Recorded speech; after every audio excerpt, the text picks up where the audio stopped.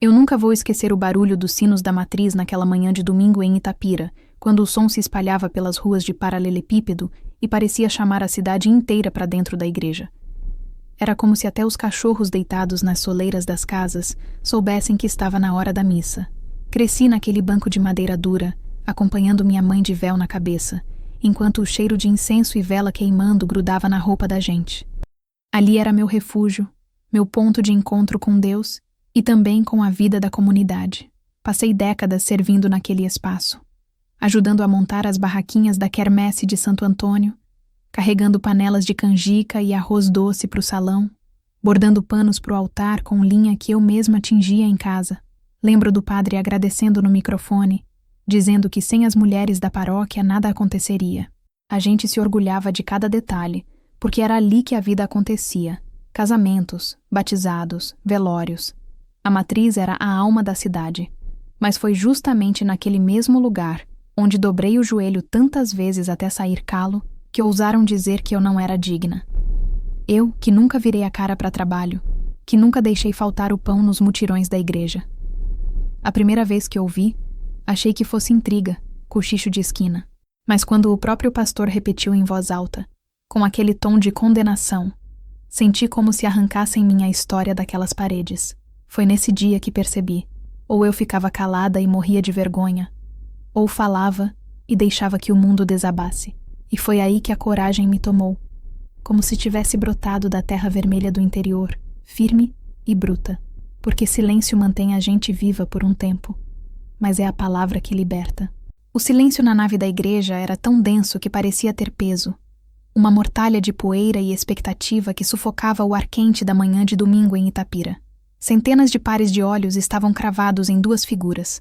De um lado, no púlpito de jacarandá polido, estava o pastor Francisco, o rosto corado de uma justa indignação, o suor brilhando em sua testa sob as luzes amareladas. Do outro, de pé no primeiro banco, pequena e encurvada pelo tempo, mas com uma espinha dorsal de aço invisível, estava Carmelita Barbosa. Aos 74 anos, ela parecia um pássaro frágil, mas seus olhos, escuros e profundos como poços de água antiga, não vacilavam. A voz do pastor, normalmente um bálsamo de melodia e conforto, agora era um trovão que ecoava nas paredes caiadas. E é com grande pesar, irmãos, um pesar que rasga a alma deste seu servo, que devo falar sobre a maçã podre que ameaça contaminar nosso cesto, uma presença que, em sua solidão e amargura, se tornou um foco de discórdia, uma fonte de murmúrios que desviam os corações puros do caminho do Senhor. Cada palavra era uma pedra atirada diretamente em Carmelita. Ela sentia o impacto de cada uma, não em sua pele enrugada, mas em seu espírito, que por mais de 50 anos havia encontrado refúgio e propósito naquele mesmo lugar. As mulheres ao seu redor se encolhiam, algumas abaixando a cabeça para não cruzar seu olhar, outras lançando-lhe olhares de pena ou acusação. Os homens, desconfortáveis, ajeitavam-se nos bancos, os nós das gravatas subitamente apertados demais. A viuvez é uma provação, nós sabemos, continuou o pastor, agora adotando um tom de falsa compaixão, mas não pode ser uma desculpa para o desvio. Não podemos permitir que a influência de uma só pessoa, uma influência que questiona, que semeia a dúvida, comprometa a fé de nossas jovens esposas e filhas. Ele fez uma pausa dramática, deixando a acusação suspensa no ar, venenosa e vaga. Portanto, o conselho desta igreja, em oração e jejum, decidiu que a irmã Carmelita precisa de um tempo de reflexão, um tempo afastada de nossa comunhão, expulsão. A palavra não foi dita, mas pairava no ar como o cheiro de incenso rançoso. Seria uma morte social, uma condenação na pequena cidade onde a igreja era o centro de tudo. Carmelita sentiu o chão sumir sob seus pés. Anos de dedicação, de bolos para as quermesses, de toalhas bordadas para o altar, de joelhos dobrados em oração por cada família ali presente. Tudo se desfazia em pó diante de uma acusação que ela sequer compreendia. Mas então, algo mudou. Enquanto o pastor se preparava para o golpe final, para pedir que a congregação orasse por sua alma, desviada, o olhar de Carmelita viajou pela igreja. Passou pelas faces assustadas, pelos olhares cúmplices, e pousou em um canto escuro perto da porta da sacristia. Ali, encolhida, estava Lídia, a filha mais nova do zelador, uma menina de 16 anos, com olhos perpetuamente assustados, e ao lado dela, quase escondida, Beatriz, cuja mãe trabalhava fazendo faxina para as famílias mais ricas da cidade. Ambas olhavam para o pastor não com devoção, mas com um medo que Carmelita conhecia bem, um medo silencioso. Naquele instante, a dor de Carmelita se transformou. O peso em seus ombros não era mais de humilhação, mas de uma responsabilidade antiga, de segredos que ela havia ajudado a enterrar sob camadas de silêncio e respeito. O sangue que corria lento em suas veias pareceu ferver. O pássaro frágil abriu as asas. O pastor ergueu as mãos. Oremos pela irmã. Não. Uma voz soou. Não era alta, mas cortou o sermão como uma lâmina afiada. O silêncio que se seguiu foi diferente. Não era mais pesado. Era elétrico, vibrante de choque. Todos se viraram para Carmelita. Ela se erguera um pouco mais, o queixo levantado, as mãos unidas à frente do corpo, não em súplica, mas em desafio. Não precisa orar por mim, pastor, disse ela, a voz firme, carregada com o peso de décadas. Se vamos orar hoje, vamos orar pela verdade. A verdade sobre o que acontece nas sombras deste púlpito. O rosto do pastor Francisco perdeu a cor. A indignação justa evaporou, substituída por um lampejo de pânico puro e gélido. Ele sabia exatamente do que ela estava falando. E naquele momento, toda a congregação de Itapira prendeu a respiração, pois sentiram que o chão sob a casa de Deus estava prestes a tremer. Antes de a voz de Carmelita cortar esse silêncio e revelar os segredos que Itapira se esforçava tanto para esconder, peço um instante da sua atenção. Se histórias como a dela, que revelam a força extraordinária escondida em vidas comuns, tocam o seu coração, considere se inscrever em nosso canal. Assim, você nos ajuda a continuar contando as narrativas que merecem ser ouvidas. Agora, vamos voltar ao momento em que uma única mulher decidiu que o silêncio não era mais uma opção. Para entender a força que sustentava Carmelita Barbosa naquele momento, era preciso voltar no tempo, não anos, mas décadas. Era preciso conhecer a mulher antes da viuvez, antes do cabelo branco como algodão, antes de seus ombros se curvarem sob o peso dos anos e dos segredos. Carmelita não nascera uma guerreira, nascera no campo, a filha de lavradores, em uma época em que o destino de uma menina era traçado com linha de bordado, a aprender a cozinhar, a costurar, a cuidar da casa e a ser uma boa esposa. E ela fora tudo isso, com uma dedicação silenciosa e competente. Sua história de amor com Antônio Barbosa era simples e sólida como a casa que ele construiu para eles com as próprias mãos. Antônio era pedreiro, um homem de poucas palavras, mas de um sorriso largo e mãos calejadas que sabiam consertar qualquer coisa, desde um telhado quebrado até um coração amedrontado. Ele via em Carmelita não a fragilidade que o mundo enxergava, mas uma fortaleza de bondade e resiliência. Você tem o alicerce mais forte que eu já vi, minha Carminha, ele costumava dizer, enquanto ela remendava suas calças de trabalho pela enésima vez. Juntos, eles criaram 2 filhos, um menino e uma menina, que cresceram e seguiram seus próprios caminhos para a capital, deixando o ninho em Itapira com a promessa de visitas frequentes que a vida adulta tornava cada vez mais raras. A casa, antes cheia de risos e correrias, foi se aquietando. E a igreja, que sempre fora um pilar em suas vidas, tornou-se o centro do universo social de Carmelita. Ela não era do tipo que liderava os círculos de oração ou discursava nos eventos. Seu ministério era feito de gestos. Era o cheiro de seu bolo de fubá que enchia o salão comunitário após o culto. Eram as suas mãos ágeis que transformavam retalhos de pano em colchas para as famílias necessitadas. Era a sua presença quieta ao lado de uma viúva recente, oferecendo uma xícara de chá e o conforto de um silêncio compartilhado, muito mais eloquente que qualquer palavra de consolo. Ela conhecia as histórias de cada família, não pelos cochichos, mas pelas preces que fazia por elas. Sabia da dificuldade de Dona Elvira para pagar os remédios do marido, da angústia de seu José com o filho desempregado, da alegria contida de Mariana que finalmente conseguira engravidar após anos de tentativas. Para a Carmelita, a igreja não era o prédio de tijolos e vitrais. Era aquela teia de vidas entrelaçadas, de dores e alegrias compartilhadas. E ela se sentia uma das fiandeiras que mantinham aquela teia unida. Quando Antônio se foi, levado por uma doença súbita que o consumiu em poucos meses, parte do alicerce de Carmelita ruiu. O silêncio na casa tornou-se ensurdecedor. A cadeira vazia na mesa da cozinha, a ausência de seus passos pesados no corredor, o lado frio da cama. A dor era uma presença física, e foi na rotina da igreja que ela buscou se reconstruir. Mergulhou no trabalho voluntário com ainda mais afinco, como se o cansaço do corpo pudesse aplacar a inquietação da alma. Mas algo havia mudado.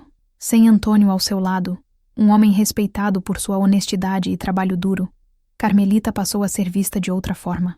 Ela não era mais a esposa do Antônio, uma metade de um todo sólido. Era apenas a viúva Carmelita, uma mulher sozinha. E na mente tacanha de alguns, uma mulher sozinha era uma anomalia, uma peça solta no quebra-cabeça social da cidade. As conversas paravam quando ela se aproximava.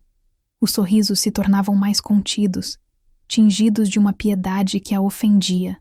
Ela sentia os olhares, a especulação disfarçada de preocupação, e era no epicentro dessa mudança de percepção que estava o pastor Francisco.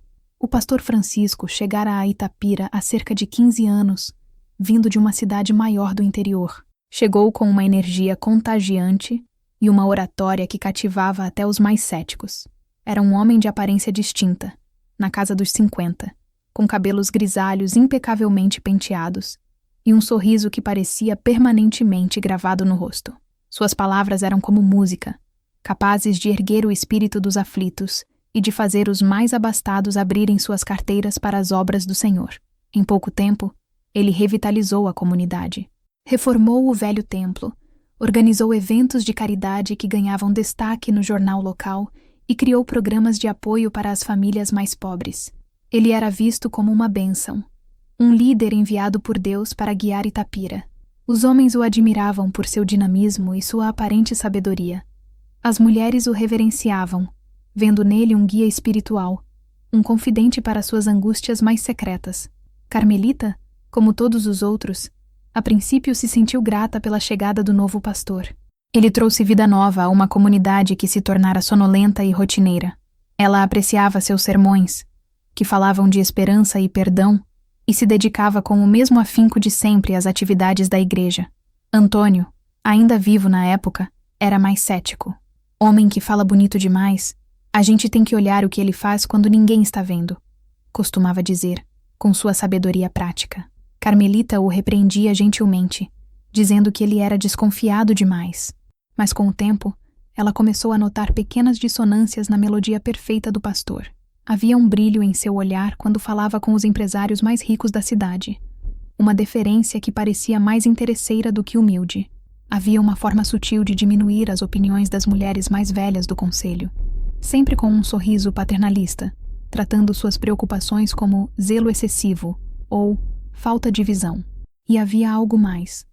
Algo que a incomodava de uma forma que ela não conseguia nomear. Era a maneira como ele se dirigia às meninas mais jovens da congregação, especialmente as que vinham de lares humildes e problemáticos. Ele as chamava de minhas ovelhinhas protegidas, oferecendo-lhes uma atenção especial. Organizava aconselhamentos particulares em sua sala, na sacristia, com a porta fechada. Publicamente, todos elogiavam seu cuidado pastoral, sua dedicação em guiar a juventude. Ele é como um pai para essas meninas que não têm nada, dizia Dona Marlene, a esposa do prefeito, cujas doações para a igreja eram sempre generosas. Carmelita, no entanto, via algo diferente. Via o jeito que as meninas saíam dessas sessões de aconselhamento. Elas não pareciam aliviadas ou inspiradas.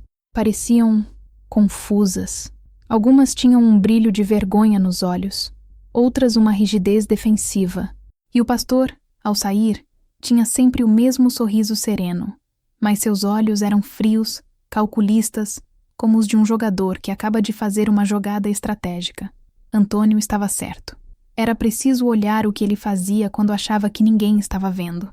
E Carmelita, De seu posto discreto na cozinha ou na sala de costura, via mais do que a maioria. A primeira fenda na imagem imaculada do pastor Francisco para Carmelita abriu-se numa tarde de sábado, durante os preparativos para a festa junina anual da igreja. O salão paroquial era um caos de bandeirinhas coloridas, cheiro de milho cozido e o som de marteladas montando as barracas. Carmelita estava na cozinha, supervisionando um grupo de mulheres que preparava canjica e arroz doce em enormes panelas de alumínio. Ela precisou de mais açúcar e foi até a despensa, que ficava nos fundos, perto da sacristia e do escritório do pastor. O corredor estava silencioso, abafado pela algazarra do salão. Ao passar pela porta do escritório, que estava entreaberta, ouviu a voz aveludada do pastor Francisco. Mas você entende, minha filha, que certas bênçãos exigem discrição. O Senhor age em mistério, e nós somos seus instrumentos. Se as pessoas soubessem de toda a ajuda que eu lhe dou, a inveja poderia contaminar o coração delas. Carmelita parou, a mão no saco de açúcar. Reconheceu a outra voz, um sussurro baixo e hesitante. Era de Lídia, a filha do zelador. Uma menina magra e de ombros caídos que parecia carregar o peso do mundo. Mas, pastor, minha mãe perguntou sobre o dinheiro do aluguel. O senhor disse que ia ajudar a gente este mês. Houve uma pausa. O tom do pastor mudou, perdendo a doçura e ganhando um fio de aço. E eu não ajudei? A cesta básica não chegou? Os remédios para sua avó? Lídia, a gratidão é uma virtude cristã. Você está sendo grata? Ou está se tornando gananciosa como as filhas deste mundo? Não, pastor, eu sou grata, eu juro. É só que... A voz da menina falhou, embargada pelo choro. É só que, às vezes eu me sinto mal com os nossos encontros. Sinto que estou escondendo algo da minha mãe. O pastor suspirou. Um som longo e teatral de paciência sendo testada. Isso é o inimigo tentando plantar a dúvida em seu coração. Ele usa sua inocência contra você. Nossos encontros são para a sua edificação espiritual, para que eu possa orar por você, protegê-la. Você quer que eu pare de protegê-la, Lídia? Quer que eu a deixe entregue à sua própria sorte, como tantas outras? O silêncio que se seguiu foi quebrado por um soluço abafado. Não, Senhor. Por favor, não. Então confie em mim. Confie no servo de Deus. Agora vá, antes que alguém a veja. E lembre-se do nosso segredo. É um segredo sagrado. A porta se abriu de repente, e Lídia saiu, quase trombando com Carmelita. O rosto da menina estava manchado de lágrimas, os olhos vermelhos e assustados. Ao ver Carmelita, ela congelou, o pânico estampado em suas feições. Sem dizer uma palavra, ela se virou e correu pelo corredor, desaparecendo no meio da festa. Logo em seguida, o pastor Francisco apareceu na porta, ajeitando a gola da camisa. Ele viu Carmelita ali, parada com um saco de açúcar na mão. Seu sorriso profissional se encaixou no lugar instantaneamente. Irmã Carmelita, que susto! Precisando de algo? Carmelita sentiu o coração bater descompassado. O cheiro adocicado de loção pós-barba que emanava dele parecia subitamente enjoativo. Ela ergueu o saco de açúcar, um gesto mundano em meio à tensão que crepitava no ar. Açúcar. Para a canjica, ela disse, a voz mais rouca do que o normal. Ah, claro. O trabalho da senhora na cozinha é uma bênção, disse ele, os olhos passando por ela, avaliando-a. A pobre Lídia, uma alma tão atormentada, tantos problemas em casa, requer muito aconselhamento. Ele não deu mais explicações. Apenas sorriu, deu um tapinha paternalista no ombro dela e seguiu para o salão, onde foi imediatamente cercado por um grupo de fiéis admirados. Carmelita ficou parada no corredor, o peso do saco de açúcar de repente parecendo insuportável. A conversa que ouvira não era sobre aconselhamento. Era sobre manipulação, era sobre poder, e o segredo sagrado que ele mencionara soou em seus ouvidos com um eco profano e assustador. A viuvez, para Carmelita, foi como se mudar para um país estrangeiro onde ela não falava a língua. As paisagens eram as mesmas. A Praça da Matriz, o mercado municipal, os corredores da igreja, mas a forma como ela se movia por elas e como os outros a viam, havia mudado irrevogavelmente. Enquanto Antônio era vivo, eles eram uma unidade. Um casal respeitado, discreto, parte da engrenagem silenciosa que fazia a cidade funcionar. A presença dele era um escudo, um passaporte social que lhe conferia um lugar definido. Sozinha, ela se tornou um enigma. Aos domingos, o espaço vazio ao seu lado no banco da igreja parecia um abismo. Nos almoços comunitários, ela se sentava com as outras viúvas, um clube ao qual nunca pedira para pertencer, onde as conversas giravam em torno de saudades, doenças e da vida dos filhos distantes. Era um mundo em tons de cinza, e Carmelita, com sua alma ainda vibrante, sentia-se deslocada. A solidão em casa era a mais difícil de suportar. Não era a ausência de som, mas a ausência da presença de Antônio. O silêncio dele lendo o jornal na poltrona, o som de seus chinelos no assoalho, o cheiro de seu sabonete no banheiro. Eram essas pequenas ausências que formavam um vazio imenso. Seus filhos ligavam, preocupados. Mãe, a senhora não quer vir passar um tempo com a gente em São Paulo? Mas Carmelita recusava.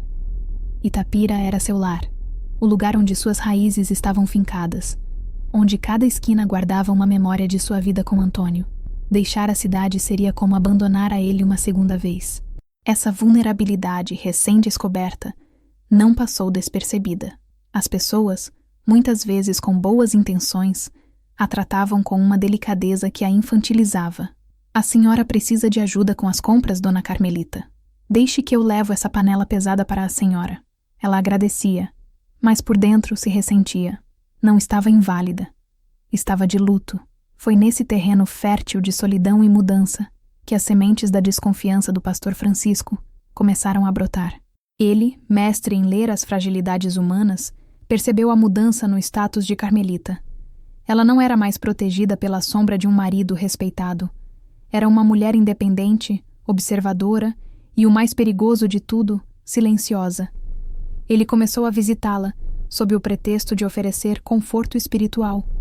Sentava-se na poltrona de Antônio, o que para Carmelita era quase uma profanação, e falava sobre a importância de se submeter à liderança da igreja, especialmente em tempos de fragilidade. Uma mulher sozinha, irmã Carmelita, é um alvo fácil para as tentações do mundo e para os pensamentos que desviam. Ele disse certa vez, os olhos percorrendo a sala limpa e arrumada, como se procurasse por alguma rachadura na fachada de compostura dela.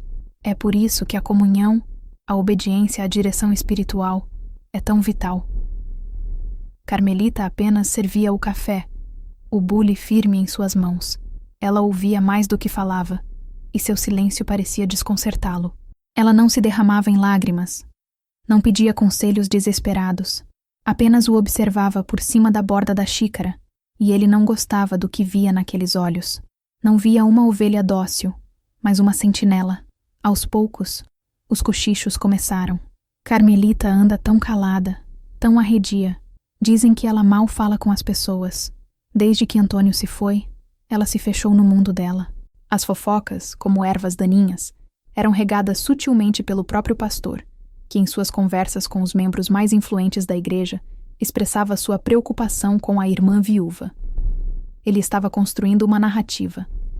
A narrativa de uma mulher amarga, isolada e, portanto, não confiável. Uma mulher cuja dor a havia tornado uma presença negativa. Era uma estratégia preventiva.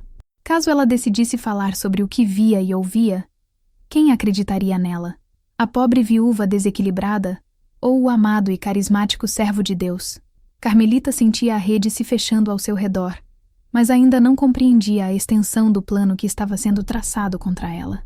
Se Carmelita era a fortaleza silenciosa, sua amiga Eunice era a artilharia barulhenta.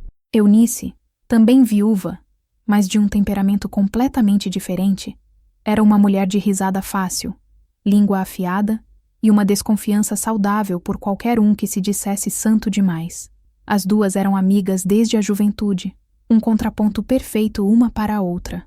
Enquanto Carmelita observava em silêncio, Eunice falava o que pensava, muitas vezes para o horror da sociedade mais conservadora de Itapira. Elas se encontravam toda terça-feira à tarde. Carmelita preparava o café e o bolo de fubá, e Eunice trazia as últimas notícias da cidade, filtradas por seu ceticismo aguçado. "Você viu o sapato novo do nosso pastorzinho?" disse Eunice em uma dessas tardes, agitando o açúcar em sua xícara com mais força do que o necessário. De couro italiano. Deve ter custado o dízimo de meio bairro. E ele lá, pregando sobre desapego e vida simples. É uma piada. Carmelita sorriu, um sorriso pequeno e cansado. Deixe o homem em paz, Eunice. Deixar em paz? Carminha, você precisa abrir os olhos. Esse homem é mais liso que bagre ensaboado. Você não percebe o jeito que ele te olha? Como se você fosse um móvel velho que ele está doido para se livrar.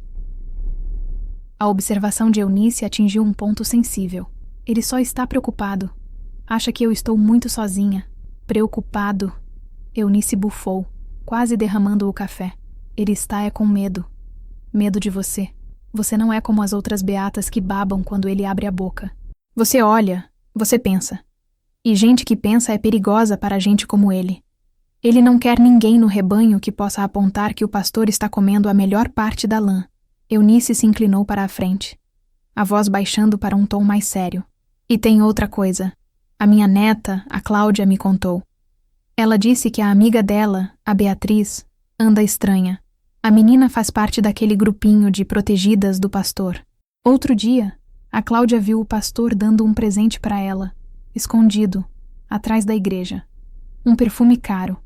Me diga, Carminha, que tipo de aconselhamento espiritual vem com perfume francês? Carmelita ficou rígida. Beatriz.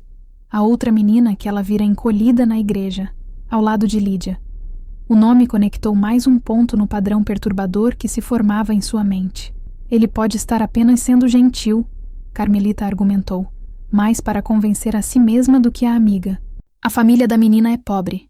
Gentileza não exige segredo, Carmelita. Bondade não se faz no escuro. Isso tem outro nome, e não é bonito. Ele está comprando o silêncio e a lealdade dessas meninas, dando a elas uma atenção que elas não têm em casa, fazendo-as se sentirem especiais. E depois, cobra o preço. E o preço é sempre alto. Eunice segurou a mão da amiga, suas mãos cheias de anéis contrastando com as de Carmelita. Simples e sem adornos. Tome cuidado, minha amiga. Esse homem não joga limpo. Se ele sentir que você é uma ameaça, ele não vai hesitar em te destruir. E ele vai usar a própria Bíblia para fazer isso. As palavras de Eunice pairaram na sala, misturando-se com o aroma do bolo e do café. Carmelita não respondeu. Apenas olhou para o quintal, para a roseira que Antônio havia plantado para ela. As rosas ainda floresciam, lindas e cheias de espinhos, assim como a verdade. As ovelhinhas protegidas do pastor Francisco eram um grupo seleto e não oficial. Não havia uma lista, nenhum nome, mas todos na igreja sabiam quem elas eram. Eram sempre as mesmas. Meninas na adolescência, entre 15 e 18 anos, vindas das famílias mais vulneráveis da congregação. Meninas cujos pais trabalhavam em empregos precários, cujas mães faziam faxina ou costuravam para fora, cujas casas eram pequenas e cheias de dificuldades. Meninas que, aos olhos da sociedade, eram quase invisíveis. Mas para o pastor Francisco, elas eram extremamente visíveis. Ele as pinçava com a precisão de um colecionador. Lídia, com sua timidez dolorosa e o peso de uma família desestruturada. Beatriz, com sua inteligência reprimida e o desejo ardente de escapar da pobreza. Havia também a jovem Sara, cujo pai tinha problemas com a bebida, e a quieta Vanessa, que cuidava de 3 irmãos mais novos. Para o mundo exterior, o pastor era um benfeitor. Ele arrumava cestas básicas para suas famílias, intercedia para conseguir uma consulta médica, oferecia pequenos presentes em dinheiro para ajudar com uma conta atrasada. É o dever da igreja cuidar dos seus, ele dizia do púlpito, e a congregação aplaudia, comovida com sua generosidade. As mães dessas meninas, exaustas e sobrecarregadas, viam no pastor uma figura paternal, uma esperança. Ele tem um coração de ouro. Se preocupa tanto com a minha Bia, dizia a mãe de Beatriz, os olhos brilhando de gratidão. Carmelita, no entanto, via as transações por trás da caridade. A ajuda nunca era gratuita. Vinha acompanhada de uma exigência de lealdade absoluta e, acima de tudo, de sigilo. As meninas eram chamadas para conversas particulares em seu escritório, encontros que se estendiam por horas. Eram levadas em seu carro para resolver assuntos da igreja, em cidades vizinhas, viagens das quais voltavam mais quietas e retraídas, Ela observava as mudanças sutis nelas, o jeito como se encolhiam quando o pastor passava a mão em seus ombros durante uma oração, a forma como seus olhos fugiam dos dele quando ele as elogiava publicamente, e os pequenos luxos que apareciam de repente. Um celular novo que a família jamais poderia comprar, um par de sapatos de marca, um perfume. Quando questionadas, as respostas eram sempre vagas. Foi um presente da igreja. O que mais perturbava Carmelita era a teia de segredos que ele tecia ao redor delas. Ele as isolava, convencendo-as de que eram especiais, as únicas que realmente compreendiam seu sacrifício e seu fardo. Ele as fazia cúmplices de suas pequenas manipulações. Não conte a ninguém sobre essa ajuda para não causar inveja, ele dizia. Nosso relacionamento é especial, baseado na confiança mútua. Ele usava a linguagem da fé para criar uma prisão de lealdade e medo. Uma vez, Carmelita viu o pastor conversando com Beatriz perto do portão da igreja. A postura dele era imponente, a dela, submissa. Ele segurava o queixo da menina, forçando-a a olhá-lo nos olhos. O sorriso em seu rosto não alcançava seu olhar, que era duro e frio como gelo.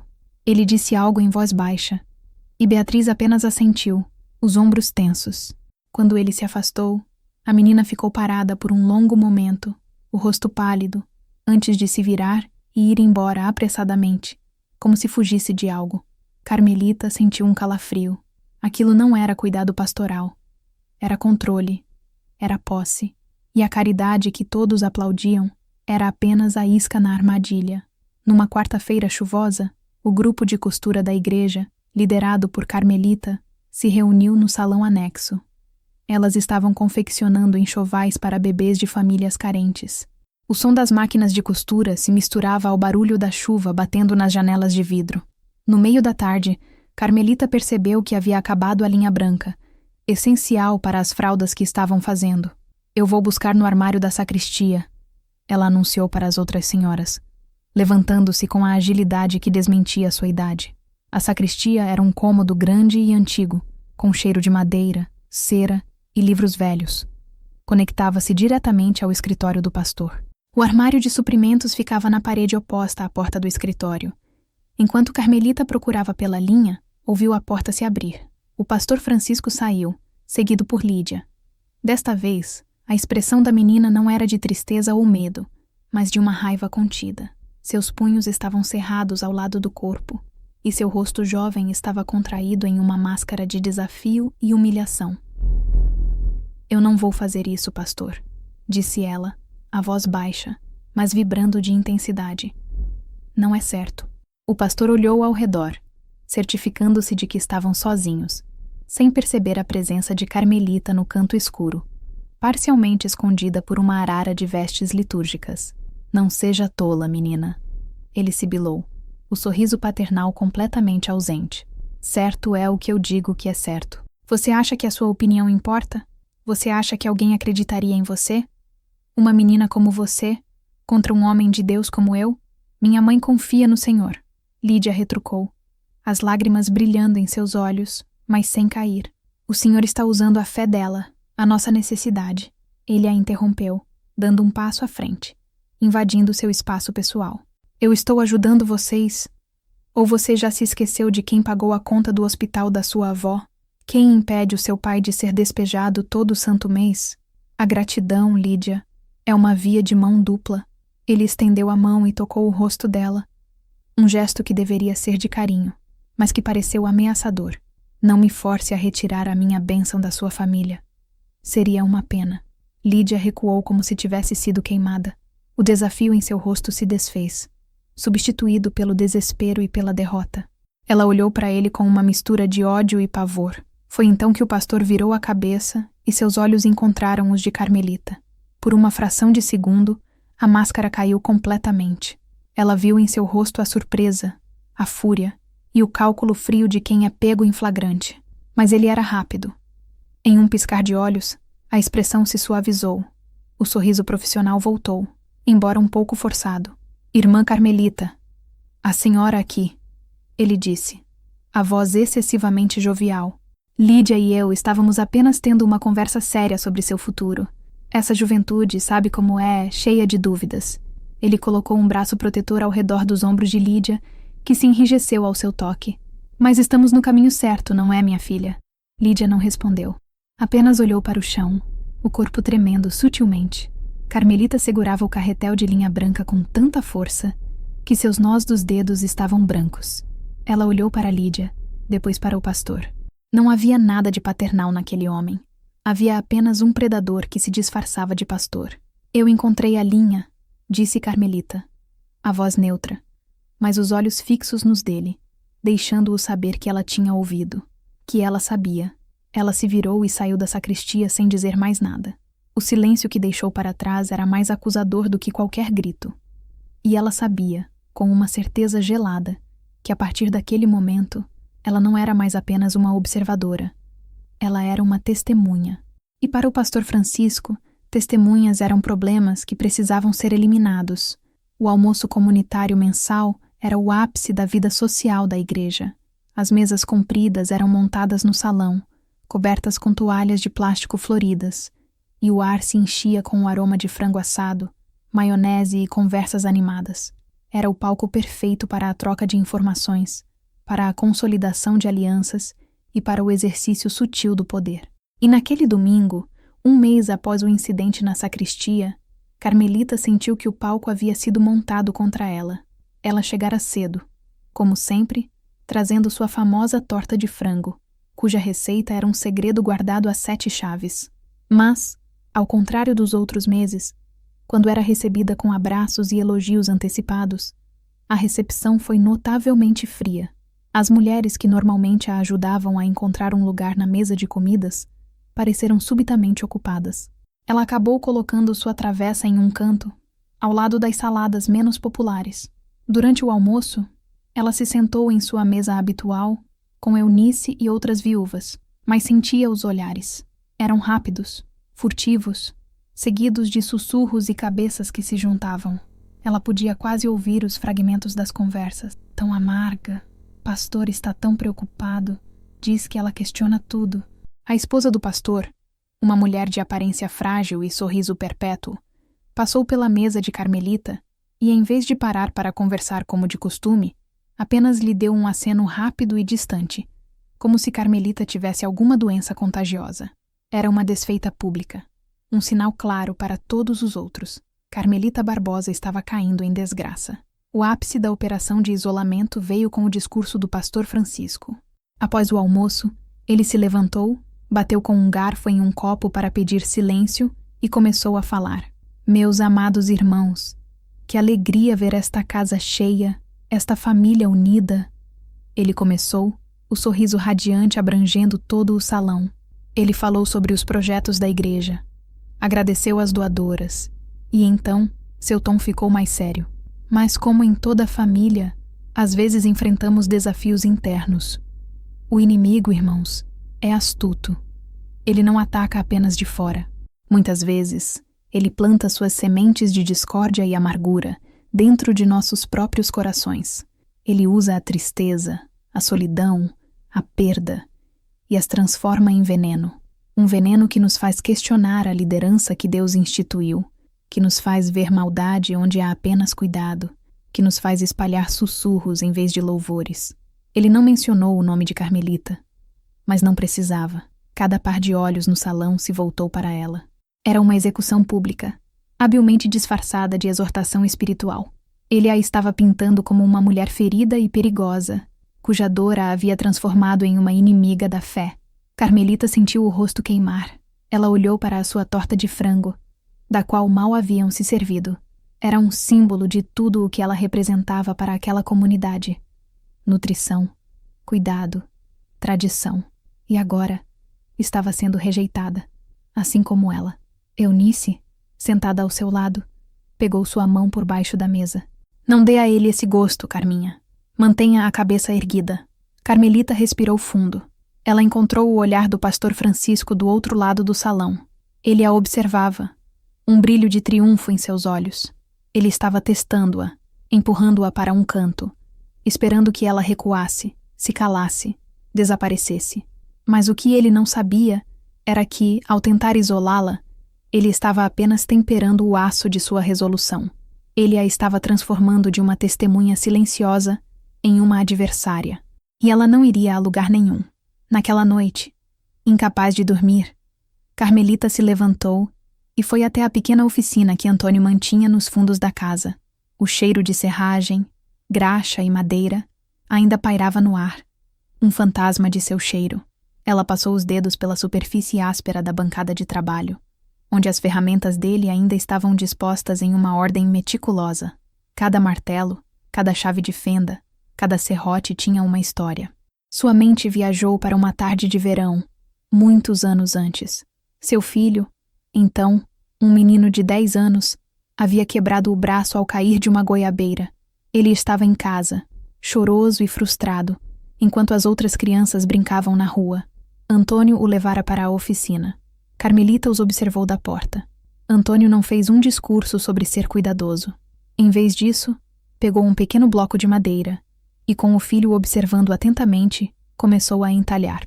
Com paciência e mãos firmes, ele transformou o pedaço de madeira bruta em um pássaro de asas abertas. "Veja, filho", disse Antônio, entregando o pássaro ao menino. "Às vezes a gente quebra, a gente cai, dói, mas isso não é o fim. O importante não é a queda, é o que você faz depois. Você pode ficar no chão, chorando pelo que quebrou, ou pode pegar os pedaços e construir algo novo, algo forte." Essa era a essência de Antônio. Um homem que acreditava na solidez, na integridade, naquilo que era construído para durar. Ele não tinha paciência para fachadas, para palavras bonitas que escondiam estruturas podres. "Uma parede pode ser caiada de branco e parecer perfeita", ele dizia a Carmelita. "Mas se o reboco por dentro for fraco, a primeira chuva a leva embora." Ela pensou no pastor Francisco, com suas palavras polidas e seu sorriso imaculado. Ele era a parede caiada, bonito por fora, mas por dentro, cheio de rachaduras de hipocrisia e crueldade.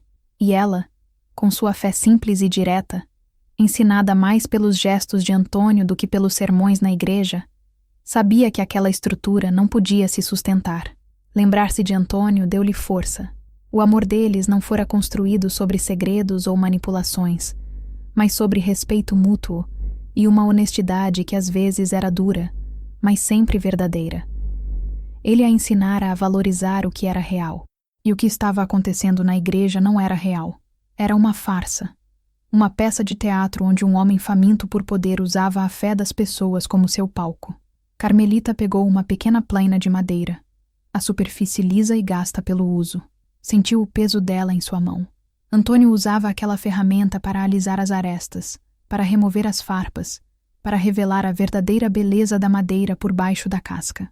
Naquele momento, na quietude da oficina, uma decisão se solidificou em seu coração. Ela não podia mais apenas observar. A memória de Antônio, de sua integridade silenciosa, exigia mais dela. Alguém precisava aplainar as arestas daquela comunidade, remover as farpas da mentira, para que a verdadeira fé, a fé honesta e sólida que ela e Antônio haviam compartilhado, pudesse ser revelada novamente. E ela percebeu, com uma clareza assustadora e libertadora, que essa pessoa teria que ser ela. A plaina em sua mão não parecia mais uma ferramenta de carpintaria, parecia uma arma. O contra-ataque do pastor Francisco foi sutil, mas implacável.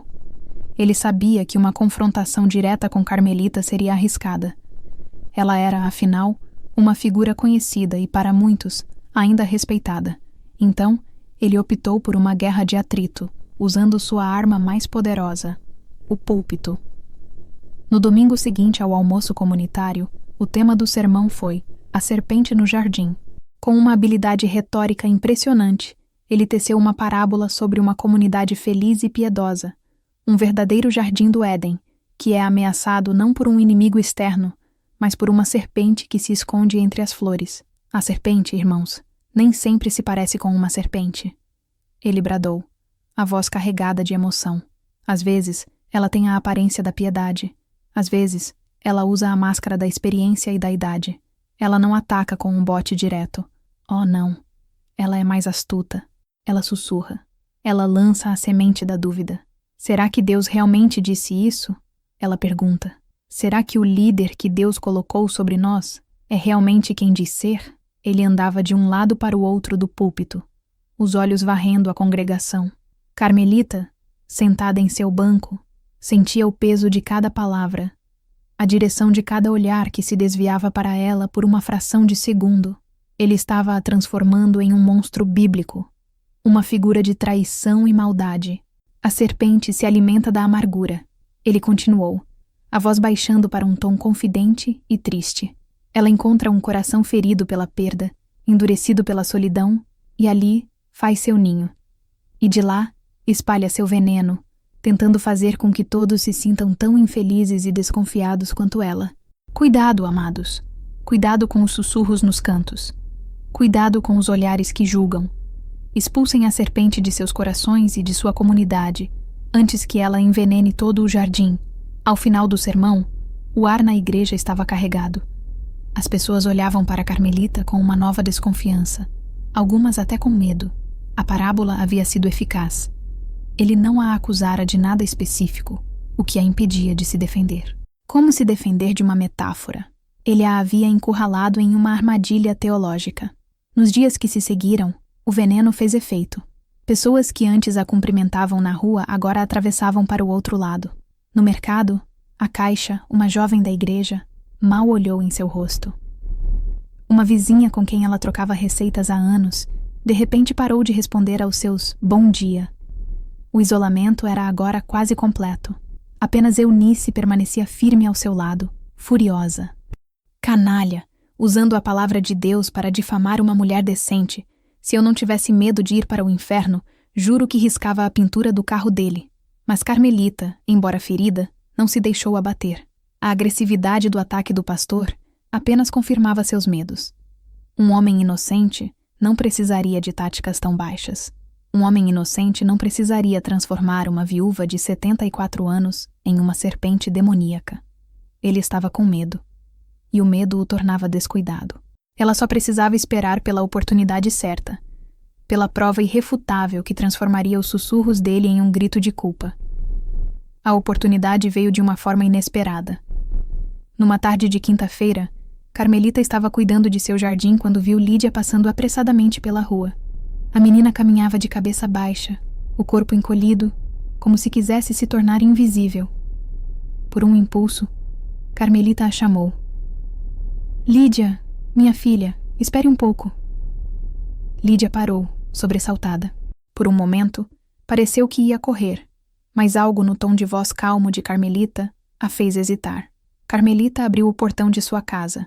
Entre. Fiz um suco de maracujá gelado. O sol está muito forte. Relutantemente, Lídia entrou. Sentaram-se na varanda dos fundos, com vista para as roseiras. Carmelita serviu o suco em silêncio, dando tempo para a menina respirar. Lídia não tocava no copo, apenas olhava para as próprias mãos, que tremiam em seu colo.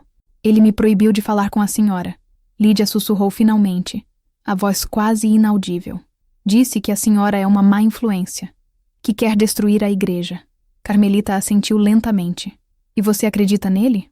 Lídia levantou o rosto, e pela primeira vez, Carmelita viu a extensão do conflito em seus olhos. Havia medo, mas também uma centelha de raiva, de rebelião. Eu não sei mais em que acreditar, admitiu a menina, a voz embargada. Minha mãe, ela acha que ele é um santo. Ele ajuda tanto a gente. Mas ele pede coisas em troca. Que tipo de coisas, Lídia? Carmelita perguntou, a voz suave, sem pressão. As lágrimas que Lídia vinha segurando finalmente vieram, silenciosas e amargas. Ele me faz sentir suja. Ele diz que são provas de lealdade. Pede para eu contar tudo o que acontece na minha casa, os segredos dos vizinhos. Outro dia, ele me fez mentir para a esposa dele, dizer que eu estava com ele na prefeitura resolvendo um documento, quando na verdade ele estava em outro lugar. Ela estremeceu. E tem o dinheiro. O dinheiro? O dinheiro das doações. Aquele que as pessoas dão para os pobres. Ele me manda ir ao banco sacar uma parte. Diz que é para despesas administrativas secretas. Mas o dinheiro nunca aparece nos projetos. E ele me deu um celular novo. Disse que era um presente de Deus, mas que eu nunca deveria contar a ninguém. Sinto que estou presa, dona Carmelita. Se eu falar, ele corta a ajuda e minha família fica sem nada. Se eu não falar, Sinto que estou me afogando. Era mais do que Carmelita suspeitara. Não era apenas manipulação emocional. Era abuso financeiro, exploração da confiança, uma teia complexa de mentiras que envolvia não apenas as meninas, mas toda a congregação. Carmelita estendeu a mão e pousou-a sobre as de Lídia. A pele da menina estava fria como gelo. Você não está se afogando, Lídia. E você não está sozinha. Mas você precisa ser muito corajosa. Carmelita se inclinou para mais perto. Ele te deu algum documento? Algum recibo desses saques que você faz? Lídia pensou por um momento. Ele me faz assinar umas folhas de papel. Diz que é para o controle dele. Eu nunca entendi direito o que era. Uma ideia começou a se formar na mente de Carmelita. Uma ideia arriscada, mas que poderia ser a única maneira de expor a verdade. Lídia, disse ela, os olhos fixos nos da menina, transmitindo a força que lhe faltava. Você consegue pegar uma cópia de um desses papéis? Sem que ele perceba? Lídia a olhou, o medo lutando contra a esperança em seu rosto. Era um pedido perigoso, mas o olhar firme e a mão calorosa de Carmelita sobre a sua lhe deram um vislumbre de um caminho para fora do pântano em que estava presa. Ela respirou fundo e, pela primeira vez em muito tempo, assentiu com determinação. Eu vou tentar. A engrenagem da expulsão formal de Carmelita começou a girar. O pastor Francisco, sentindo que suas táticas de isolamento não a haviam quebrado, decidiu que era hora de uma ação mais drástica. Ele convocou uma reunião de emergência com o Conselho de Anciãos da Igreja, um grupo de 5 homens, a maioria empresários locais, cujas contribuições financeiras eram tão generosas quanto sua lealdade ao pastor era cega. A reunião aconteceu em uma noite de terça-feira, no escritório do pastor. O ar estava pesado com uma solenidade forçada. O pastor Francisco, com o rosto contorcido em uma máscara de profunda tristeza, apresentou seu caso. Irmãos, é com o coração sangrando que os chamo aqui esta noite. Ele começou, a voz embargada. Temos um problema grave em nosso meio. Um problema que ameaça a unidade e a paz de nossa congregação. O nome desse problema, como os senhores sabem, é a irmã Carmelita Barbosa. Ele passou a descrever um retrato distorcido de Carmelita. Falou de sua amargura crescente, desde a morte do marido, de sua recusa em aceitar conselho espiritual, de sua atitude questionadora e rebelde. Ele insinuou que ela estava espalhando fofocas maliciosas sobre sua liderança, envenenando a mente dos membros mais frágeis da igreja. Ela se tornou um ponto focal para o descontentamento, disse ele, gesticulando com as mãos. Uma influência negativa, especialmente para nossas jovens.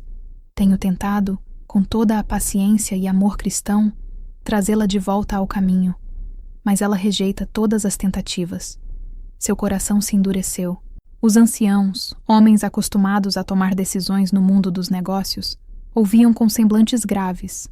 Eles respeitavam o pastor, que havia trazido prosperidade e prestígio à igreja. As alegações dele, embora vagas, soavam plausíveis dentro da narrativa que ele vinha construindo há meses. Um dos anciãos, seu Valdemar, dono de uma padaria, e um homem de natureza mais gentil, pareceu hesitante. Mas, pastor, expulsar a irmã Carmelita? Ela está nesta igreja há mais de 50 anos. A família dela ajudou a construir este lugar. Não seria uma medida drástica demais? O pastor colocou uma mão no ombro de Valdemar, o olhar cheio de uma falsa compaixão. Drástica, meu irmão. Drástico é o cirurgião que precisa remover um membro gangrenado para salvar o corpo inteiro. É um ato de amor, Valdemar. Um amor duro, mas necessário. Precisamos proteger o rebanho. Às vezes, para salvar uma ovelha perdida, precisamos afastá-la temporariamente, para que ela sinta o frio que há lá fora e deseje voltar para o calor do aprisco. A metáfora médica e pastoral foi eficaz. Os outros homens assentiram, convencidos. A decisão foi unânime, com a abstenção silenciosa e desconfortável de Valdemar. Carmelita seria formalmente confrontada e convidada a se afastar voluntariamente da comunhão.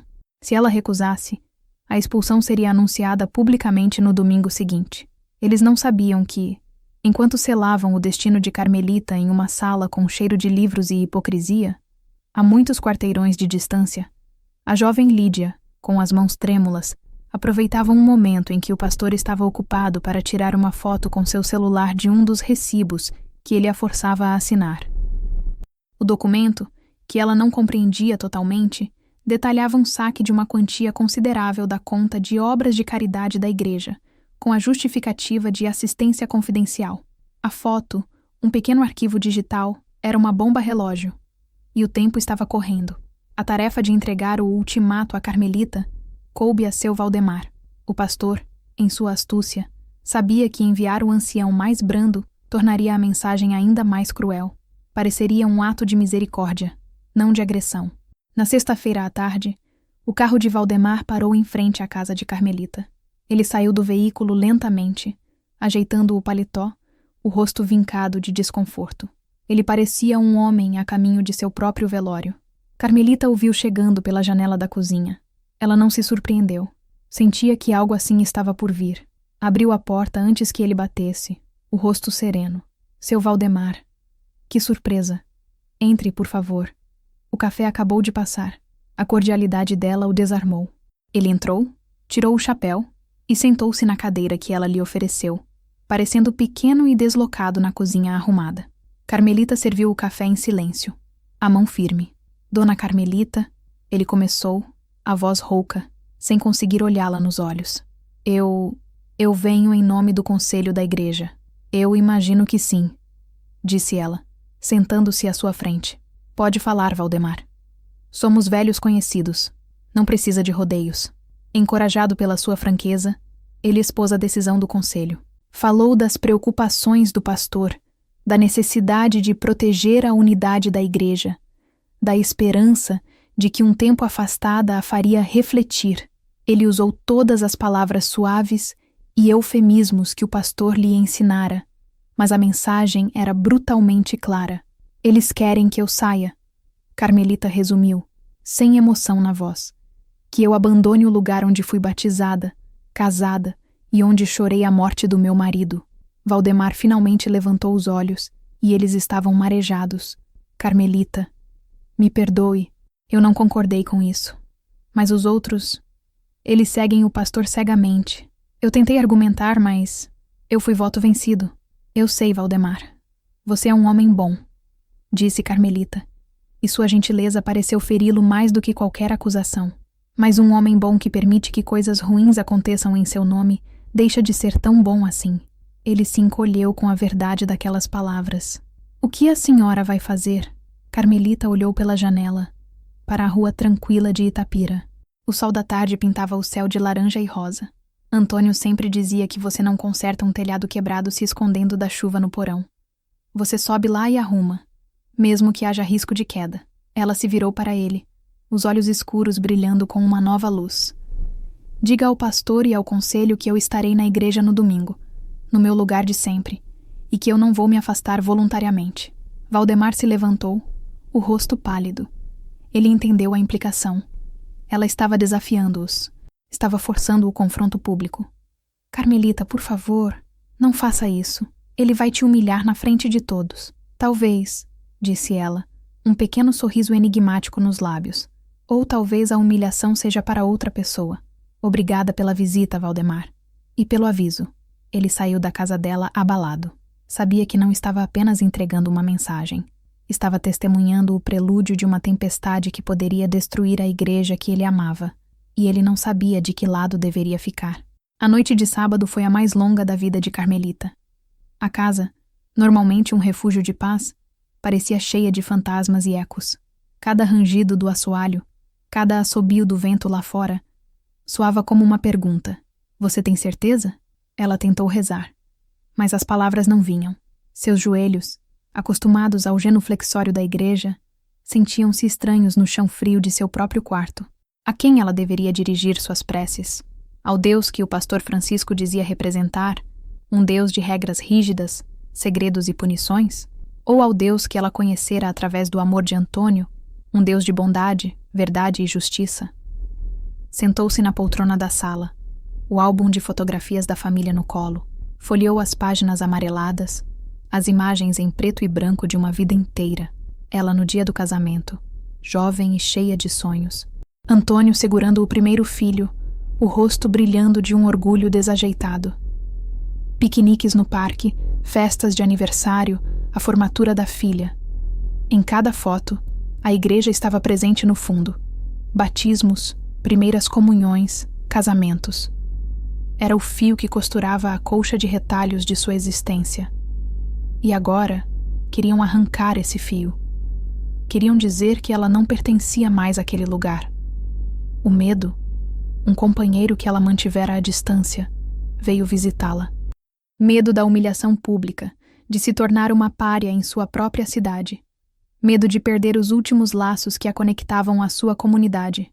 Medo de estar errada, de ser apenas uma velha amarga, como o pastor dizia. Então, seu telefone vibrou sobre a mesinha. Uma nova mensagem. Era um número desconhecido. Ela abriu, as mãos tremendo um pouco. Era uma imagem. A foto do recibo que Lídia havia tirado. Nítida, clara, inegável.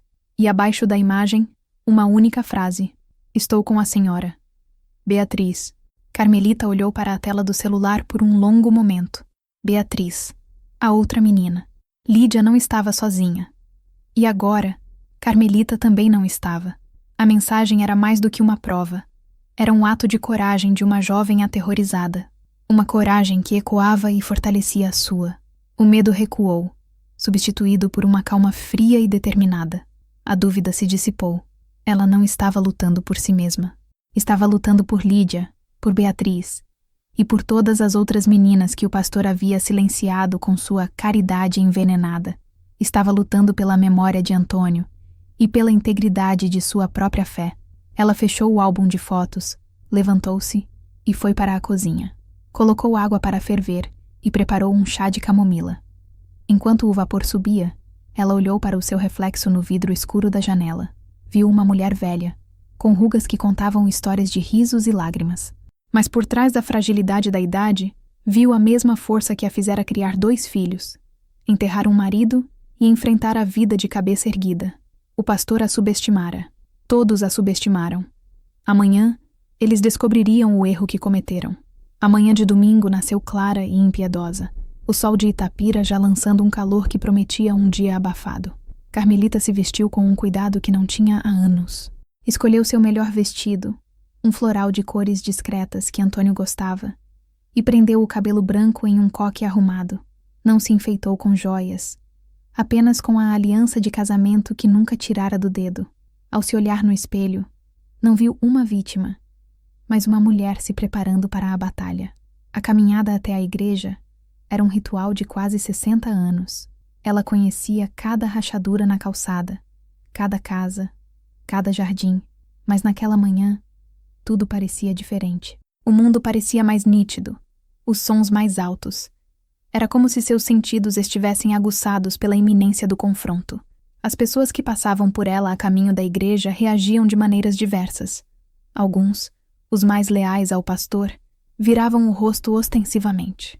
Outros lhe davam um aceno tímido, um olhar rápido que misturava curiosidade e pena. Um pequeno grupo de senhoras, suas antigas companheiras do grupo de costura, parou, e uma delas, Dona Nair, tocou seu braço. «Estamos orando pela senhora, Carmelita», disse ela a voz baixa. Era um gesto ambíguo. Orando por seu arrependimento ou por sua força? Carmelita apenas agradeceu com um aceno de cabeça. Ao se aproximar da igreja, o som do órgão tocando um hino suave flutuou em sua direção. Era um som que sempre a confortara, mas que hoje soava como uma marcha fúnebre.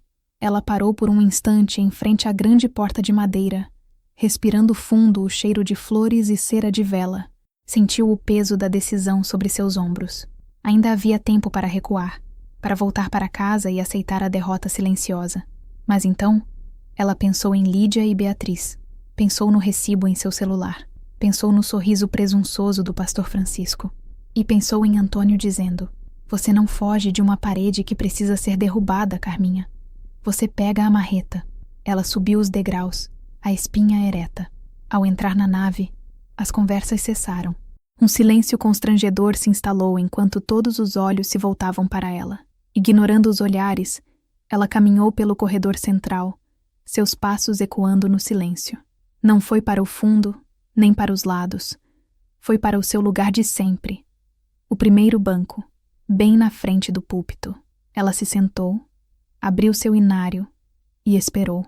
A mensagem de sua presença ali, naquele lugar, era inequívoca. Ela não estava se escondendo. Não estava envergonhada e não iria a lugar nenhum. A batalha ainda não havia começado, mas Carmelita Barbosa já havia vencido o primeiro round, simplesmente por ter aparecido. O pastor, que a observava da sacristia, sentiu um calafrio. A ovelha que ele pretendia sacrificar estava mostrando os dentes de um leão. O culto começou com uma tensão palpável. Os hinos foram cantados com menos entusiasmo. As orações pareciam forçadas. Todos sentiam que aquela não era uma manhã de domingo comum. Era o prelúdio de um julgamento. Quando o pastor Francisco subiu ao púlpito, ele evitou olhar para o primeiro banco.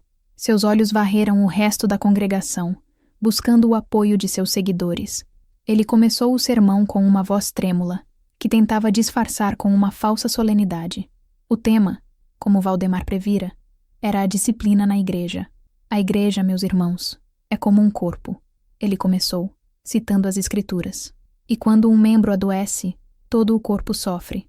Quando um membro se recusa a seguir a direção da cabeça, o corpo todo entra em desordem.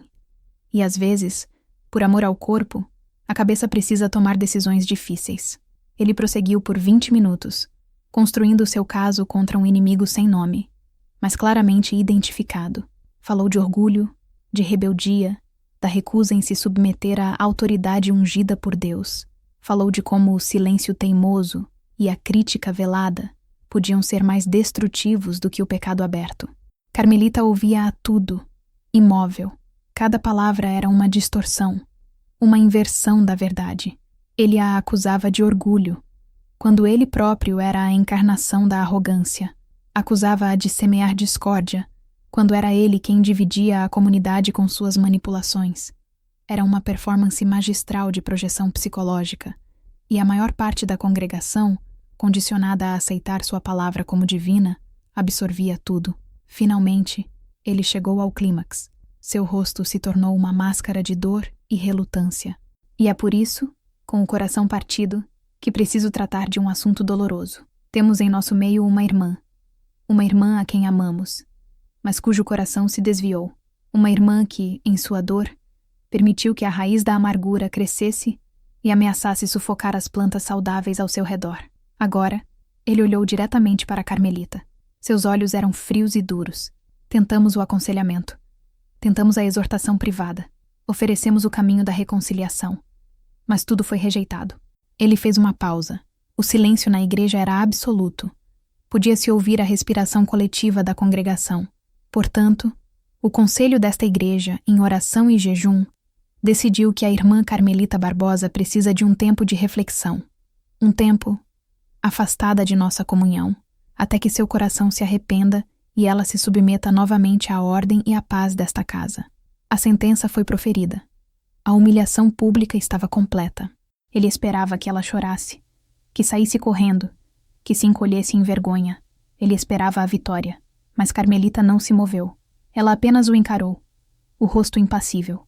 E então, lentamente, deliberadamente, ela se levantou. O ato de Carmelita se levantar foi um trovão silencioso. Não foi um gesto de raiva ou desafio explosivo. Foi um movimento lento, pesado, carregado com o peso de uma vida inteira. Seus joelhos estalaram audivelmente no silêncio da igreja. Ela não se virou para a congregação. Seus olhos permaneceram fixos no pastor Francisco, prendendo-o em um duelo silencioso. O pastor vacilou. Aquilo não estava no roteiro. Irmã Carmelita, por favor, sente-se. Não torne isso mais difícil do que já é. Sua voz, pela primeira vez, traiu um nervosismo. A autoridade inabalável começou a rachar. Carmelita respirou fundo. Uma respiração que pareceu vir do fundo de sua alma, trazendo consigo décadas de observações silenciosas, de tristezas engolidas, de uma indignação que finalmente encontrava um caminho para a luz. E então, ela falou. Não, disse ela. A palavra, simples e monossilábica, ecoou pela nave com a força de uma declaração de guerra. Sua voz não era a de uma pregadora. Era a voz de uma avó, firme, clara, sem adornos. A voz de alguém que já viu de tudo e não tem mais nada a perder. O senhor fala de dificuldade, pastor. Ela continuou. cada sílaba caindo como uma pedra em um lago calmo. O Senhor não sabe nada sobre dificuldade. O Senhor sabe sobre poder. Sabe sobre usar o nome de Deus para conseguir o que quer. Um murmúrio chocado percorreu a congregação. As pessoas se endireitavam nos bancos, os olhos arregalados. Aquilo era inédito. Ninguém jamais havia desafiado o pastor publicamente. Eu não vou a lugar nenhum, disse Carmelita, a voz ganhando força. Esta igreja não é sua, pastor. Ela não pertence ao conselho, nem aos doadores ricos. Ela pertence a Deus, e pertence às pessoas que a construíram com as próprias mãos, como meu Antônio. Pertence às mulheres que cozinham para as festas, aos homens que consertam o telhado, às crianças que aprendem a primeira oração aqui. O Senhor é apenas um funcionário, e um péssimo funcionário. O rosto do pastor passou do pálido para o vermelho púrpura. Isso é um ultraje, blasfêmia. Irmãos, não deem ouvidos a esta mulher confusa. Mas era tarde demais. Carmelita havia capturado a atenção de todos. Ela não estava gritando. Sua calma era mais aterrorizante para ele do que qualquer fúria. Era a calma da certeza. Confusa? Ela repetiu, um traço de ironia em sua voz. Não, pastor. Pela primeira vez em muito tempo, estou vendo as coisas com uma clareza absoluta. E acho que está na hora de todos nesta igreja verem também. O Senhor fala de uma maçã podre no cesto. Vamos falar sobre essa maçã. Vamos falar sobre o que acontece na sua sala, com as portas fechadas. Vamos falar sobre as suas ovelhinhas protegidas. Ao mencionar as ovelhinhas, um arrepio percorreu a igreja. Os pais de Lídia e Beatriz se entreolharam. Uma nova e terrível compreensão começando a surgir em seus rostos. O pastor deu um passo para trás, como se tivesse sido fisicamente golpeado. A armadura de sua santidade havia sido perfurada. E Carmelita estava apenas começando. O Senhor fala de caridade. Carmelita prosseguiu, a voz ressoando com uma autoridade moral que o pastor jamais possuíra. Mas a sua caridade tem um preço muito alto, não é mesmo? Ela custa o silêncio. Custa a lealdade cega. Custa a inocência de meninas que confiam no Senhor como um homem de Deus. Ela se virou ligeiramente, o suficiente para que seu olhar alcançasse Lídia e Beatriz, que estavam sentadas com suas famílias. Ela lhes deu um olhar de encorajamento, de proteção. Ele escolhe as mais vulneráveis, as filhas de famílias trabalhadoras, que lutam para pagar as contas. Ele se oferece para ajudar, um verdadeiro anjo de misericórdia. A mãe de Lídia, uma mulher magra e de rosto cansado, começou a chorar silenciosamente. Ele oferece cestas básicas, paga uma conta de luz, compra um remédio, e em troca, ele compra a alma delas. Ele as envolve em uma teia de segredos. Não conte a ninguém sobre nossa amizade especial, ele diz. É um segredo sagrado entre nós e Deus. Mas que tipo de Deus exige segredos sujos, pastor? Carmelita deu um passo à frente, saindo do confinamento de seu banco. Ela estava agora no espaço aberto em frente ao púlpito, dominando a cena. Ele as chama para aconselhamentos particulares. Mas não é a alma delas que ele quer aconselhar. É a vontade delas que ele quer quebrar. Ele as ensina a mentir, a esconder. Ele as presenteia com celulares e perfumes, coisas que suas famílias não podem comprar, para que elas se sintam em dívida, presas. Ela parou e olhou para o conselho de anciãos. E o dinheiro? De onde vem o dinheiro para esses presentes? De onde vem o dinheiro para seus sapatos caros e seus jantares em restaurantes chiques na cidade vizinha? Ela tirou o celular da pequena bolsa que carregava. Seus dedos, embora enrugados, moveram-se com precisão. Eu não falo por suposição. Eu falo com provas. Ela virou a tela do celular para a congregação.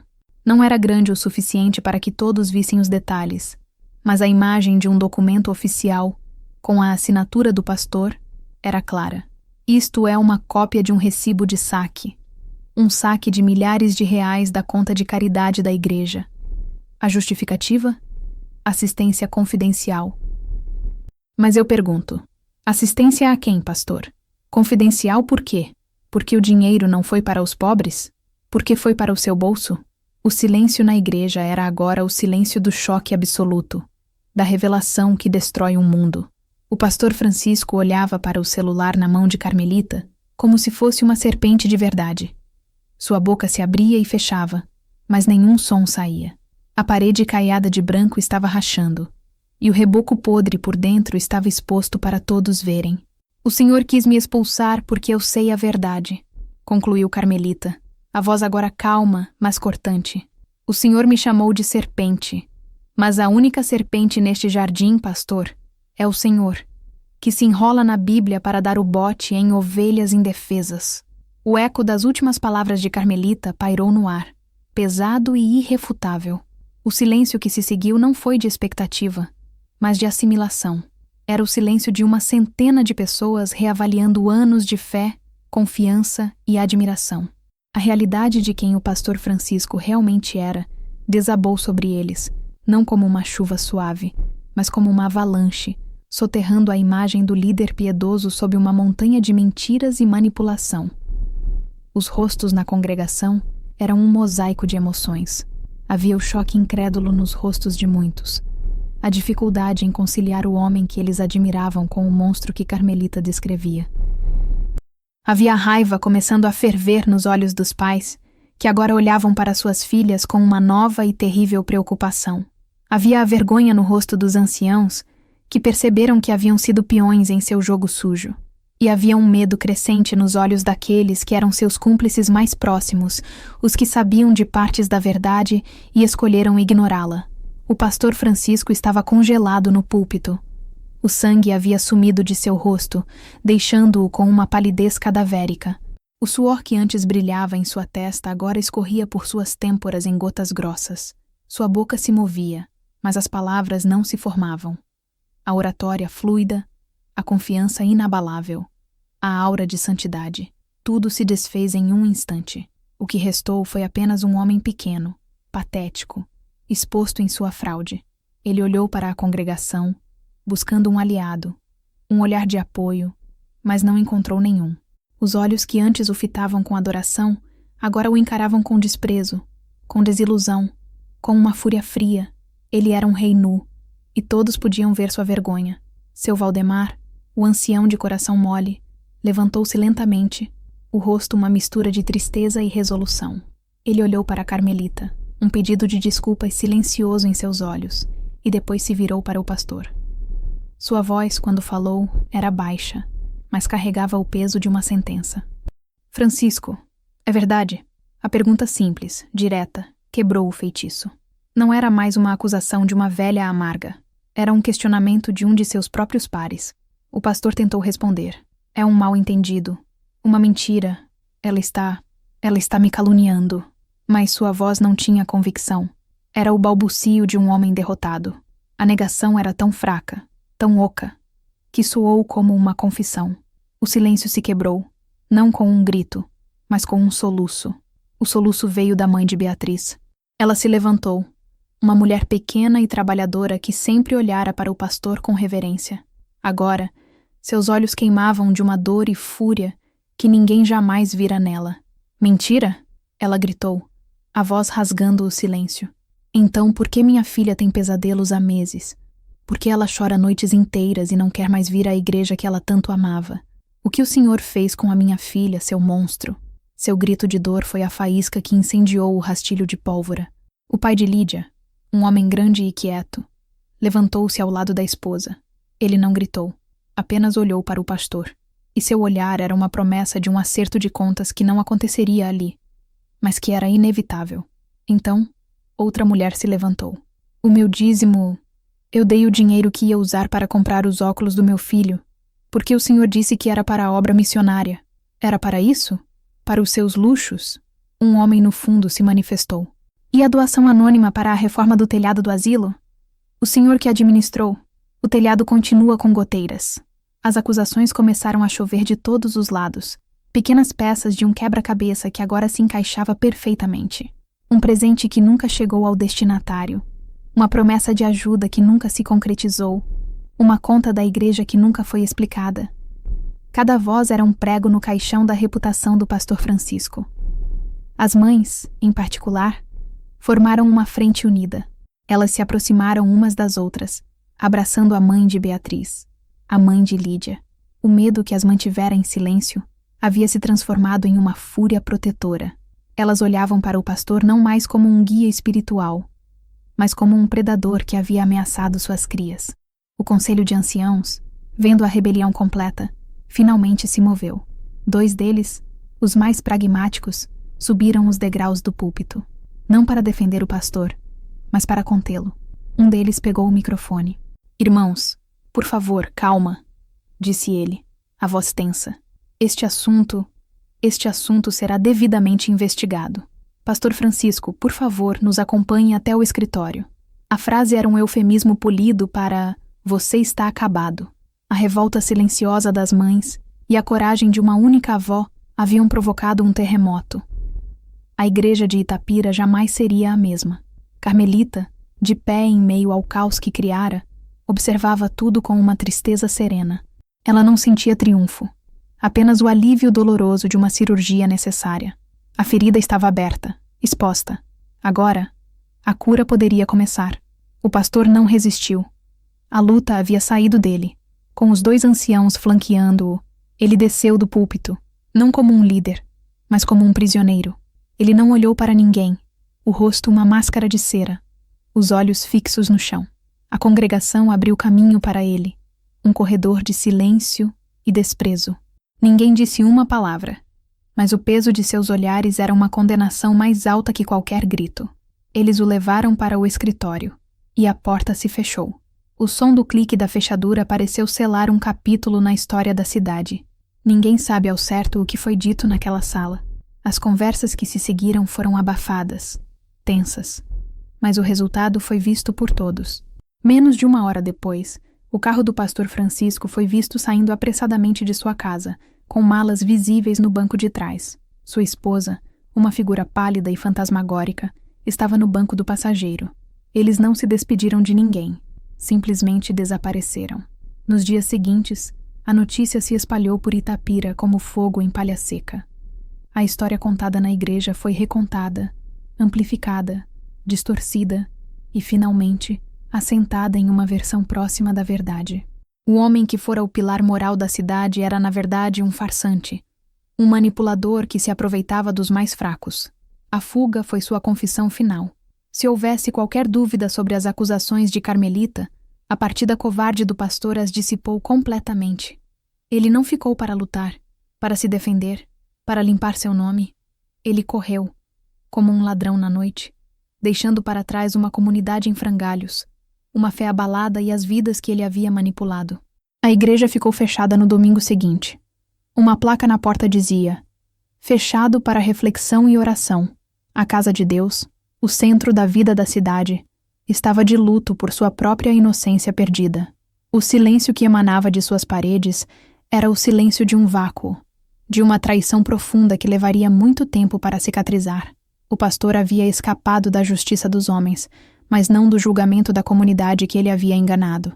Seu nome, antes pronunciado com reverência, tornou-se uma praga, uma história de advertência para ser contada às gerações futuras. O rescaldo da partida do pastor foi um período de caos e reavaliação. A cidade de Itapira, que por tanto tempo vivera sob a sombra carismática de Francisco, sentia-se órfã e traída. A congregação se dividiu. Alguns, incapazes de aceitar a verdade, deixaram a igreja, culpando Carmelita pela discórdia. Outros, a grande maioria, permaneceram, mas estavam perdidos, sem saber em quem confiar. Carmelita, a catalisadora de toda a mudança, encontrou-se em uma posição estranha. Ela não era universalmente aclamada como heroína. Para alguns, ela era a destruidora da paz, a mulher que ousou expor a sujeira que todos preferiam manter debaixo do tapete. Recebeu olhares tortos no mercado, e um antigo vizinho chegou a dizer que ela não tinha o direito de julgar, mas para muitos outros, ela se tornou um símbolo de coragem. As mulheres, em particular, começaram a procurá-la, não na igreja, que ainda parecia um lugar contaminado, mas em sua casa. Batiam em sua porta timidamente, trazendo um pedaço de bolo, uma desculpa para conversar. E ali, na varanda de Carmelita, entre as roseiras de Antônio, um novo tipo de comunhão começou a se formar. Elas compartilhavam histórias que nunca haviam ousado contar. De pequenas humilhações, de conselhos manipuladores do pastor, de doações que foram coagidas. A mãe de Lídia veio chorando, pedindo perdão por não ter percebido o sofrimento da filha. A mãe de Beatriz veio agradecer, dizendo que Carmelita havia dado à sua filha a coragem para falar. Carmelita não agia como uma nova líder, ela apenas ouvia. Servia café, oferecia um ombro para chorar e compartilhava a sabedoria simples que aprendera em sua longa vida. A verdade às vezes dói como um remédio amargo, dizia ela, mas é a única coisa que cura de verdade. O conselho de anciãos, liderado por um arrependido seu Valdemar, veio pedir-lhe conselhos. Eles estavam perdidos, sem saber como reconstruir a confiança da comunidade. Carmelita foi dura com eles. Vocês não precisam de um novo pastor agora, disse ela. Vocês precisam aprender a ouvir as mulheres, a ouvir os pobres, a ouvir os jovens. A igreja não é um palco para um homem só brilhar. É um lugar para todos terem voz. Lentamente, dolorosamente, a comunidade começou a se curar, não tentando apagar o que aconteceu, mas olhando para a ferida de frente. As conversas, antes cheias de fofocas e superficialidades, tornaram-se mais honestas, mais profundas. As pessoas começaram a cuidar umas das outras de uma forma mais genuína, não por obrigação religiosa, mas por um senso renovado de comunidade. A queda do falso santo havia forçado todos a encontrar a fé dentro de si mesmos e uns nos outros, em vez de depositá-la em um único homem. Passaram-se 6 meses. O outono chegou a Itapira, pintando as árvores da praça com tons de amarelo e laranja. A poeira levantada pela partida do pastor Francisco havia assentado, revelando uma paisagem nova e diferente. A igreja reabriu, mas era um lugar transformado. Não havia um pastor titular. Os cultos eram liderados por membros da própria comunidade, incluindo, para a surpresa de muitos, seu Valdemar e, ocasionalmente, algumas das mulheres mais velhas. As finanças, antes um mistério controlado apenas por Francisco, agora eram apresentadas em um quadro de avisos, transparentes para todos. As ovelhinhas protegidas estavam florescendo. Lídia, que antes mal erguia os olhos do chão, agora participava do grupo de jovens, a voz clara e confiante. Beatriz, com a ajuda de uma bolsa de estudos organizada pela nova igreja, estava se preparando para prestar vestibular para uma universidade pública. A vergonha que as aprisionava havia sido substituída por um senso de dignidade e força. A casa de Carmelita se tornara um centro não oficial da comunidade.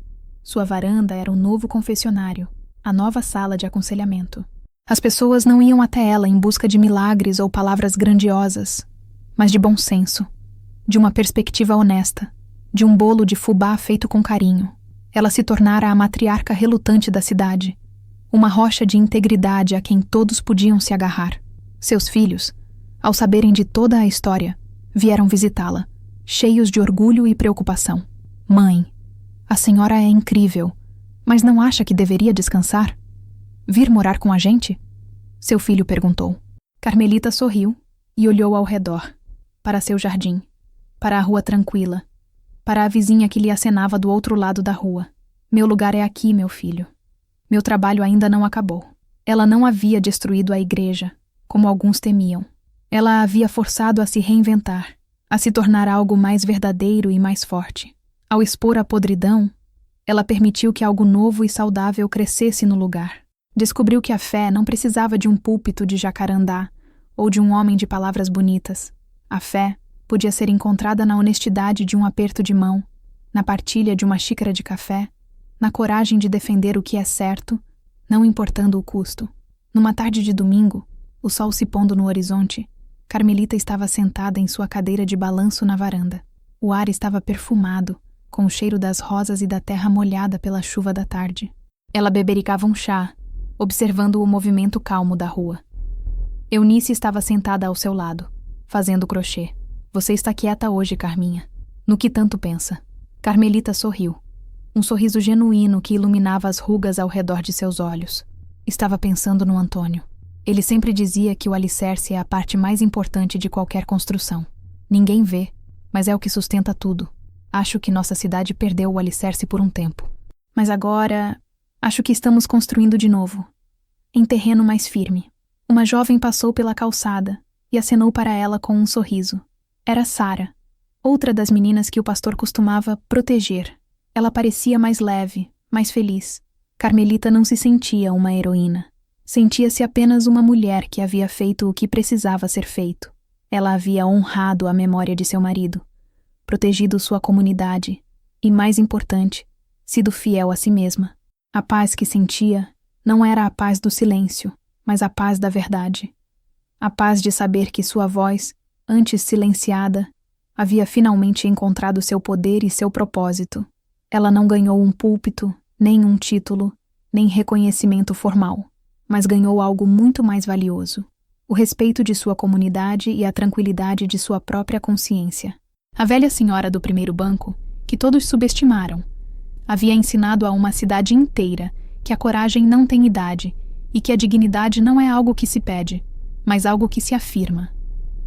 E às vezes, uma única voz, falando a verdade, pode ser mais poderosa que um coro de 1000 mentiras. O sol desapareceu, deixando o céu pintado em tons de violeta e anil. Carmelita fechou os olhos, respirando fundo. Estava em casa, e pela primeira vez em muito tempo, estava em paz. A história de Carmelita Barbosa nos ensina que a verdadeira força muitas vezes reside onde menos esperamos, na quietude, na observação e na coragem de falar quando todos se calam. Ela nos lembra que a fé mais autêntica não está em estruturas ou em líderes, mas na integridade do coração humano. Se a jornada desta mulher extraordinária de Itapira ressoou com você, deixe seu like para que mais pessoas possam conhecer sua história. Comente abaixo o que você sentiu, qual parte mais te tocou. E, se ainda não faz parte de nossa comunidade, inscreva-se no canal para não perder mais nenhuma narrativa que, como a de Carmelita, revela a profundidade e a força da alma humana. Agradecemos por nos ouvir e até a próxima história.